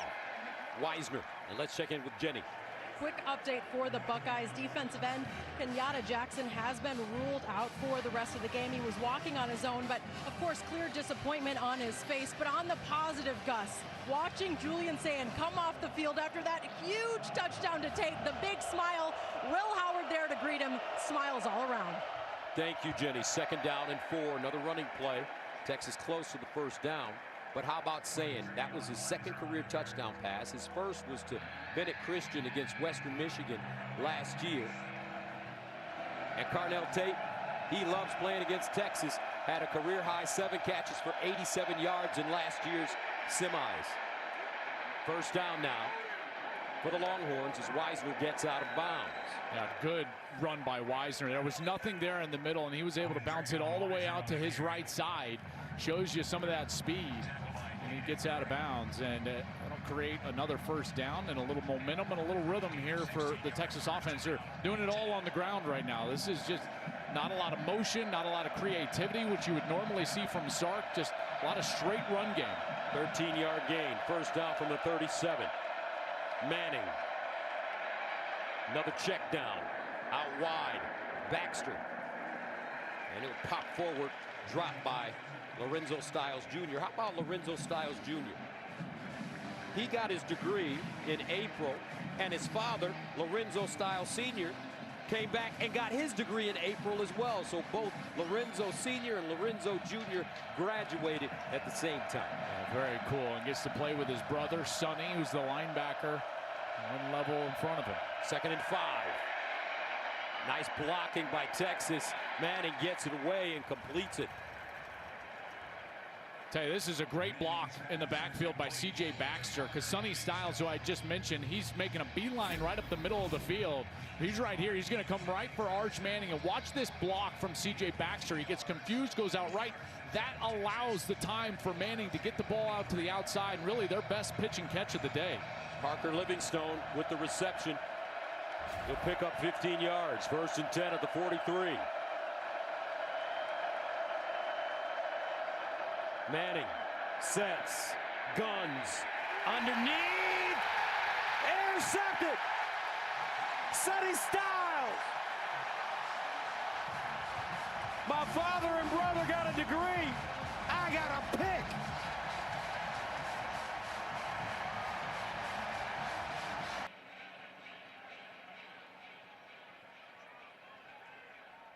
After video review, the pass is incomplete. The defender did not have control of the ball. Let's go to Mike Pereira in Los Angeles. Michael. And he makes the right decision, Gus. I mean, the ball's actually between his arms. He doesn't have it firmly in his hands. And you're going to get a couple shots and see it. Now watch the ball between his arms, not in the hands. And then it's going to go through to the ground here and then pop actually when it hits the ground. But you know, he really used the ground to try to complete the catch, and that's the right decision in replay to reverse this. Yeah, I totally agree with that. That's a terrific job by replay. Matthew McConaughey on the sideline thinking, all right, we got a second chance. Thank you, Mike. Second down and 10 at the 43. Longhorns dodge a bullet. Now Manning under center. Here's the reverse. Wingo with a seam and a hurdle. Upended on the play by Jermaine Matthews. Now that looks different. You see that speed right there and the burst and the explosiveness. You just kind of hold your breath when Wingo touches the ball. He needs to touch it more here in the fourth quarter. They'll hand it off straight ahead after the 8-yard gain and pick up a first down with Wisner. If you're going to take a shot, it has to be to number 1, Wingo, because he can get over the top of the defense. I think in those specialty plays, you start looking at those little reverses like we just saw, or getting the wide receivers involved in the screen game. They've got some speed with the young players as well. But the creativity and the motion and movement needs to start to come out from this Sark offense. They've been way too static. First down at the 30. Play fake. Manning dumps it down. He finds his tight end. Injuries. And he'll pick up big-time yardage. First down and more. 14-yard gain. There we go. Now we're starting to get into Sark being a play caller here, creating the momentum for his team. A reverse, a screen pass, getting some formations going, movement in the motion game in order to confuse the defense. And you can see him working on that play sheet here, and we'll see what else he can dial up as they get inside the red zone. First down and 10 at the 16-yard line for Texas. They've been close. Manning, straight ahead run. Trying to fight forward, and does. 4-yard gain. That series, Sonny Styles had not been in the game. I believe he was in the 10th on the sidelines being looked at after that review, and now back into the game, the captain of this defense in there with the block O. Second down and 6 at the 12. Wisner on the cutback, gets inside the 10 for 3. Will Smith with the tackle. You know, you got 2-possession game, 8:30 left. This is 4-down territory here, so Sark's got to be thinking to himself, he's got 2 play calls. You can still keep it on the ground. Remember last year, Arch was their specialty short yardage quarterback. We'll see if they get 16 either out of the pocket or involved in the run game here. Third down and 3 at the 9. Wisner, the lone setback. Motions. Manning looks underneath and incomplete. Wingo. That ball had a little too much hot sauce on it, and it was low. Well, now where do you go? Day looking at his defense, trying to get another 4th down stop. They've already done it here in this game. The opposite goal line on 4th and goal. Here, 4th and 3.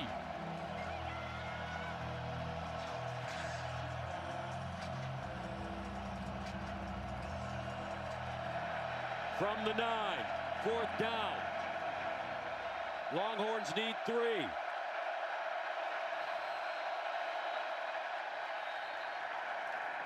And a timeout called by Ohio State. We'll take a break. 4th and 3 coming up. 8:02 to go in the 4th.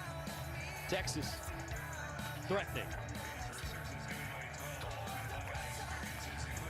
Actually, we'll stay here, folks. All right, so now you got a 4th down. You get over there and you start thinking about what has been successful today if you're Texas. And conversely, Matt Patricia for Ohio State, the new defensive coordinator, comes from the NFL. What does he dial up in a specialty situation like this? You looked at the film over the course of last year where Texas had the most success against Ohio State, and that's actually continued into today, even on this series, is getting the ball into the short side of the field. That would be to their left, whether it's a screen over there, run the football in that direction, getting a tight end open on the left side, or you can get that right-handed quarterback, Gus, on the move to the right side, get him out of the pocket. He can run it, he can throw it, give him the choice. Texas 1 for 3 on 4th down conversions today. 4th down and 3 at the 9.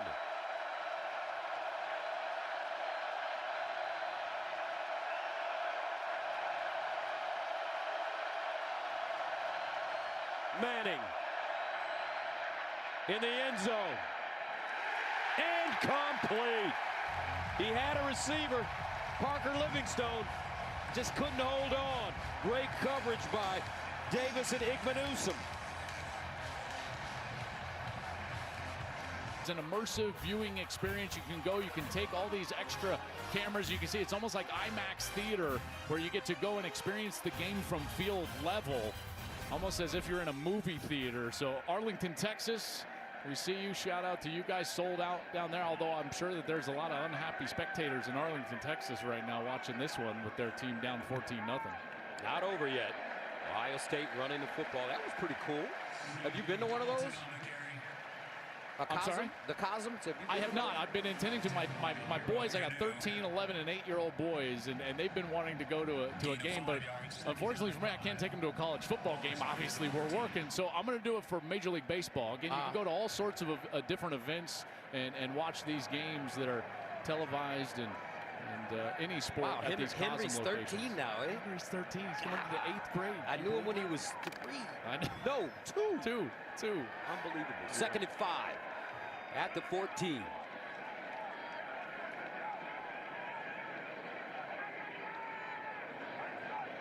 Sayin hands it off. Donaldson power running. Looks like he's got a first down.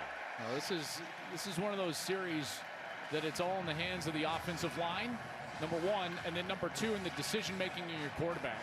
You know, you might take a shot at some point if you feel like the defense is creeping way up towards the line of scrimmage, but this is a drive that is all up front. These 5 guys, a rebuilt offensive line. Phillip Daniels, the right tackle, transfers in from Minnesota. These 3 guys in the middle, Luke Montgomery, Carson Hinsman, Tegra Shabola, they all got a lot of playing time late last year through that playoff run. And then the captain, Austin Sareveld, over at right tackle. They're trying to bleed as much clock as they can on the ground, getting as many first downs as they can. First down and 10 at the 20. Another handoff, another run. What would it mean for this Ohio State program, flag on the play, if they were able to shut out this Texas Longhorns team? You know, I think that the shutout would maybe be like just an icing, as we'll get the announcement here from David Smith. But I think if you were to ask Ryan, he just wants to win the game. 51 on the offense. 10-yard penalty from That's the a previous holding on the left guard, Luke Montgomery. You know, I don't think he cares, you know, what it looks like or how they do it or who gets the credit or, you know, what stats are accumulated or not accumulated. If they win it, you know, 32-31 or 14-0, doesn't matter to him. I think he would just say, we just want to go out there and get the W. But to answer your question more specifically, for us in this world of we pontificate, we think about college football, we talk about college football, this would make Ohio State the clear #1 team in the country if they're able to close the next 6 minutes out. First down and 20 at the 10. Julian Sayin. What a solid performance by this young man.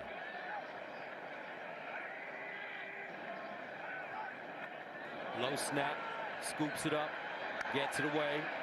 This time it's Peoples fighting, and he'll get across the line of scrimmage and gain a yard. Clock continues to run.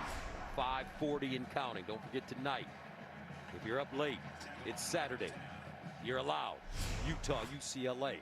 Old school Pac-12 football game. Well, let's call it mid-school, because old school would be like Mountain West Pac-12 or even different than that. But this is you know, WAC Pac-10 game.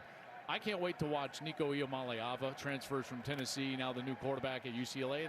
And quietly, we've done these games for a long time, Gus. You know, Kyle Whittingham, when you don't hear a lot about Utah, that's when they play well. Normally they're pretty good. Second down and 19 at the 12. Sayin. Jeremiah Smith probably would have liked to stay in bounds on that play. Gain of 3. Clock continuing to run. 4:50 and counting. Well, now they're just managing with these play calls, because what you would not want to do is put Julian Sayin in a position where he's got a middle of the field read. You know, and Coach touched on this in the pregame. You don't have a young quarterback throw the ball over the middle of the field early in a game because they're amped up, and any ball that sails over the head of a wide receiver has a chance to be turned over. So this ball's not going over the middle of the field, certainly. It might just be another run play, and Ryan Day might rely on his defense here. 3rd down and 15. And it is another run play. Not a lot. As Donaldson gets to the 20. That brings up 4th down. Texas calls a timeout.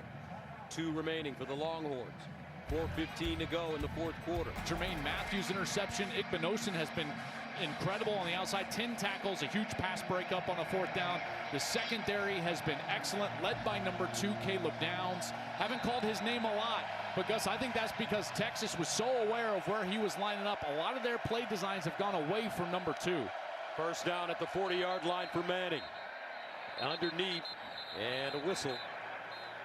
DeAndre Moore. Ohio State got a timeout before the ball was snapped. This will be a 30-second timeout. Yeah, they were misaligned right there and got a very late timeout. Matt Patricia, the new coordinator. And they've got a few new pieces and a lot of new faces. There was only 3 returning starters from last year's group. Last year's group was so veteran, Gus. Remember these guys? You know, all those guys up front, Jack Sawyer, JT Tuimoloau, Lathan Ransom at safety. These guys played a lot of football. Can the defensive coordinator call a timeout? Is that allowed by most coaches? Yeah. Okay. Yeah. And I think that they only had 10 on the field. You know, because they had nobody over that slot receiver who ended up getting the football. Right, wide open. Yeah, wide open. And if you're a defensive coordinator and you're like, whoa, whoa, whoa, there's a huge hole in our defense. And they very quickly got a timeout. And Matt Patricia's arrival was slightly controversial with who he replaced, as Jim Knowles left after winning the national championship and went to Ohio State's rival Penn State as their DC. Manning down the slot, and it's caught. It's Wingo. Big reception, 29 yards. Beautiful throw. That was the best throw of the day by far, and he was in rhythm. You notice he just hitched up right away and threw it right down the seam. 1st down, Manning again to the sideline, and Wisner gets out of bounds. Only a 2-score game. There's plenty of time here with 2 timeouts left. Got to get a quick score here. Got to work quickly, obviously, but still plenty of time. 2nd and 5 of the 27. Manning tried to put that one in a shoebox and incomplete. Well, now you start to think about Manning having to force the football a little bit down the field. He can't be too careful with it, but you can't be careless with the football either. And then where does Steve Sarkisian come into play here, trying to design something for one of his skill position players to get them the right matchup or in the right area for a big play. 3rd down and 5 of the 27. And some movement again on the right side of that offensive line. It might have been Baker again.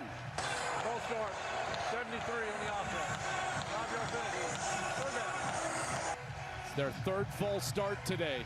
Crowd has been electric. They've been on their feet. It has been loud. Here the right tackle, 73, Brandon Baker. There's that rock back in his stance, and they'll back up 5 yards. 3rd down and 10 at the 32.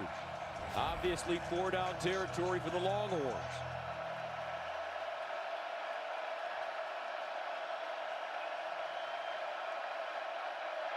Arch Manning guns it. Touchdown, Texas! Livingstone! And the Longhorns are on the board. 32 yards. What a battle at the end of this play. Jermaine Matthews is going to be in coverage man-to-man against Parker Livingstone, and they said he had a great camp, a terrific worker, and he continues to work on this route and just finish the play right at the end, getting some separation, getting back to the ball around Jermaine Matthews Jr. and getting the touchdown. What a quick strike from Texas, and right back in this ball game.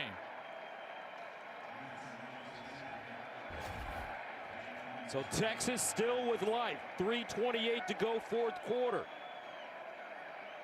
Trying to make this a 7-point game. Longhorns with 2 timeouts left. Ohio State with 1.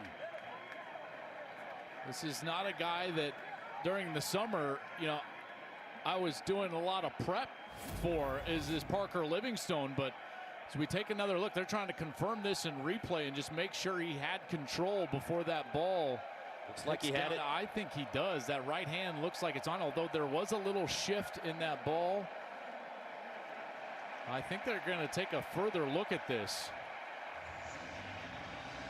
So remember, let's go back to the other review. It has to have control, and then the ground can't help you make the catch. And I think that's going to be tough to overturn, but I can certainly see why they're making another look. That's kind of in his forearm. They might overturn that. Mike Pereira, Mikey Rulebooks, what are your thoughts? Yeah, we're looking at it in here also. Listen, he has firm control when he gets to the ground. The one thing is, when he turns over, the ball shifts to the other hand. So there is some movement there, and I'm not going to be too surprised if they do overturn this. Is it enough to overturn this? That's what they have to look at. I'll tell you, Mike, what's interesting is that first hand he's got control with is his right hand, but as he rolls over, the hand comes off the ball, and then it's under the forearm and wrist. That's going to be really, I know it's ticky-tack, but it's so ticky-tack. I know. It's so ticky-tack. It really should be a catch. But letter of the law, they might turn this. I just want to remind everybody, you're wondering who's officiating this game. I've said it several times, just so you know. It is an SEC crew and SEC replay. So this is being looked at back in Birmingham, and Arch is trying to help those guys back in Birmingham. Like, come on, guys, it's a catch.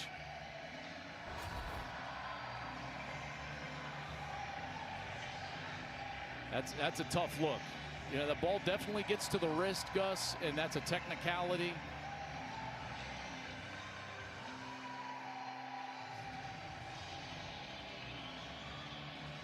And just a giant play, because they needed that fast score in a two-possession game. Here he comes. After video review, the ruling on the field is upheld. Touchdown. All right, not enough.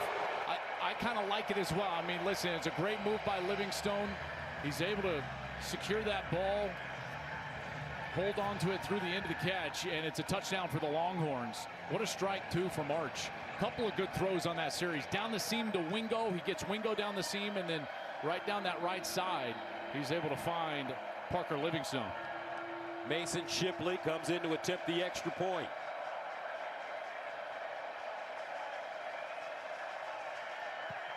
And he got it.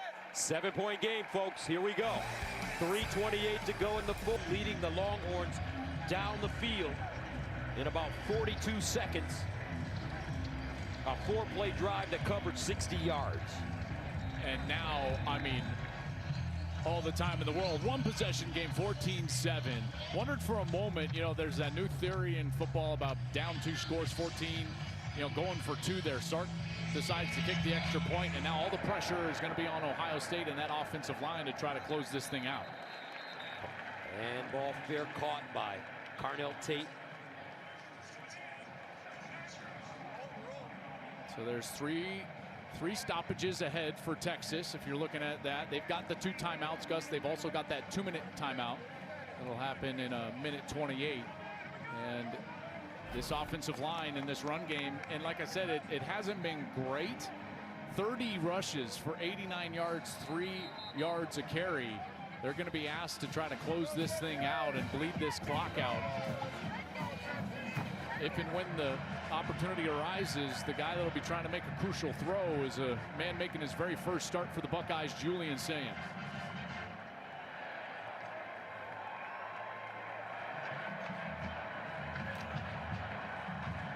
From the 25, first down. Ohio State.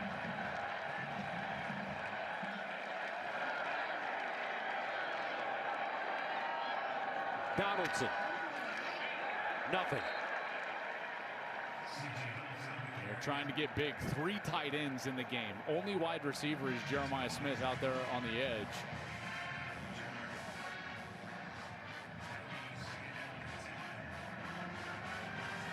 Texas with 2 timeouts. The 2-minute timeout coming as well.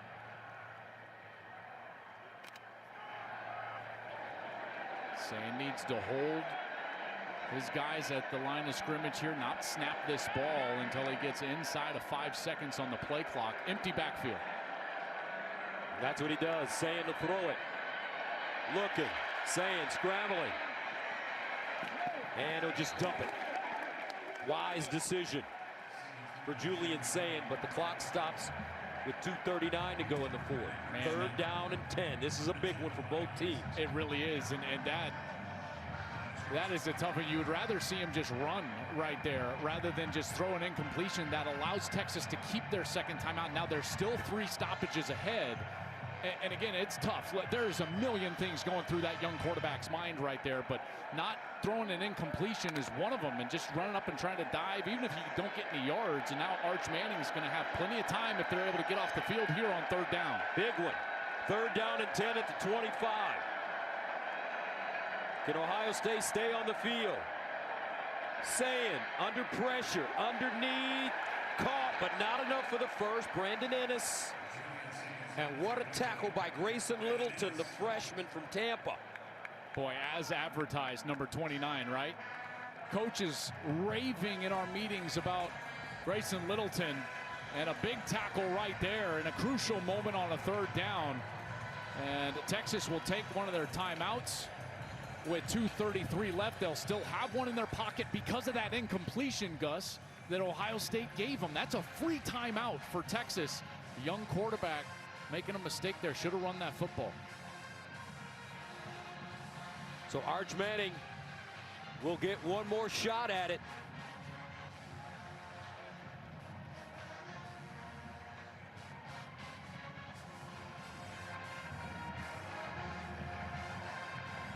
Joe McGuire solid in the punting game today for Ohio State. Back deep, Ryan Niblett.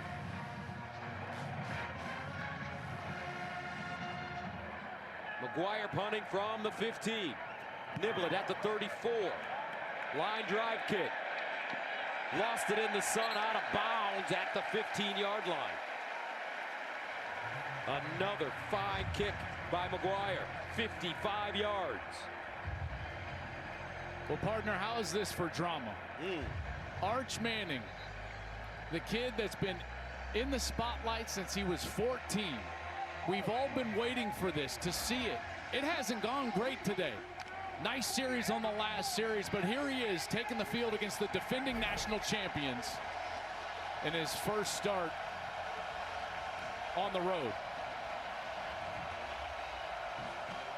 There's Dad Cooper, our colleague at Fox Sports, watching his son. First down and 10 at the 15. Manning throws it up. Incomplete.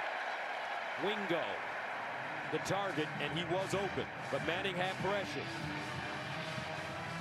He had him open. Pocket was collapsing a little bit, but that ball just sailing ever so slightly over Wingo's head. And this pass rush, although it was closing, there was a lot of time there for Manning in the pocket. And if Ohio State wants to get a stop here, I think they're going to have to try to affect his timing a little bit more. I would not be surprised to see them start to ratchet up a blitz or a pressure. Second down and 10 of the 15. Manning again to the sideline. Big throw, caught! Woo! At the 45. Jack Endries, a gain of 30. Now that is a pro throw. Beautiful throw just over the outstretched arm of the corner. And as Lorenzo Styles is coming in to try to jar that ball loose, terrific catch by Endries. First down at the 45, and that takes us to the 2-minute timeout. 14. I tell you, that was a beautiful ball, and they're starting to find their way in this passing game, running through the seams, whether it's down the hashes or on the sideline. Not the in-breaking routes or crossing routes, but just right down the seam. First down at the 45. Here's a run, and it's Wisner.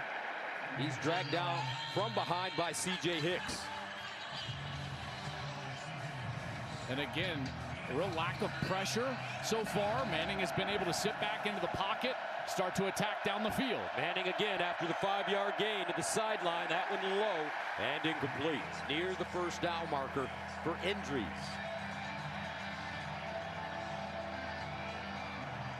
Third down and 5. 4-down territory. You got 2 in your pocket. So if you're the quarterback, You don't want to force the football. And then a great option here, in particular, if you start running through the seams, is the quarterback's legs. 3rd down and 5 at midfield. Texas with the timeout left. Trips at the top of your screen. Indries, the tight end, at the bottom.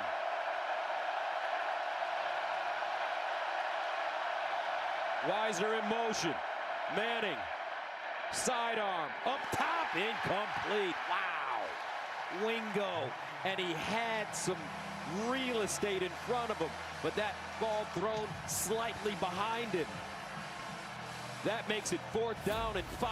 He had all sorts of room in front of him. This ball has got to be thrown out in front of him. Tough catch for Wingo to try to go back over the right shoulder. Down's the only player out there, and he was a safety just trying to recover. Big mistake, and now a 4th down. They've got to convert this. 4th and 5.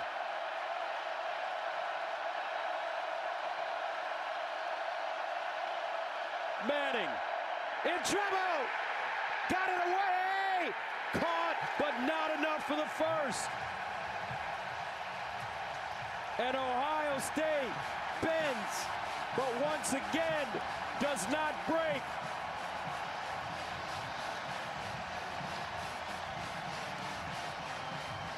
C.J. Hicks with pressure.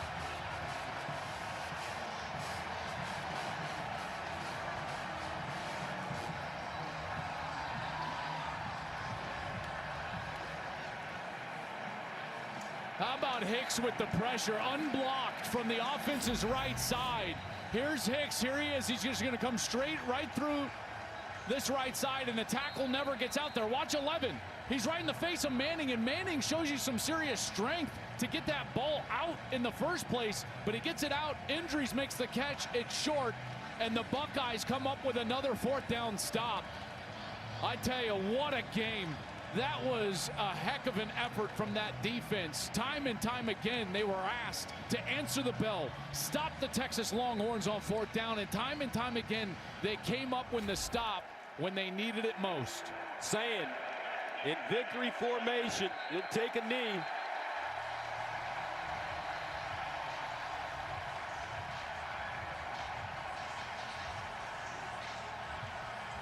Gus, it comes down to inches. It can come down to a snap here or there, and you think back in this game, a 1-possession game, 4th and goal for each team. The Buckeyes convert. Donaldson over the left side, and they're able to get into the end zone. 4th and goal, Manning stuffed. There you go. The game. Texas, another defeat in a big game inside the 5-yard line. The last time they played, Steve Sarkisian saw his team have 1st and goal from the 1. They were unable to punch it in against Ohio State. And again here today, 4th down, 1 yard, unable to punch it in.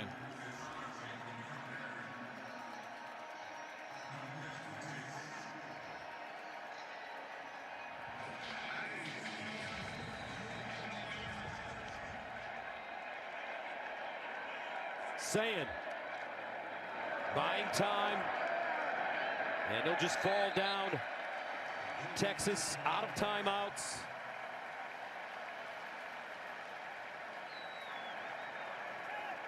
And the Buckeyes are a little over a minute away from defeating the #1 team in the nation.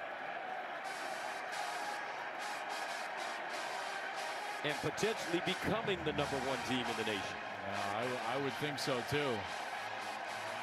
You know, there's a little time here.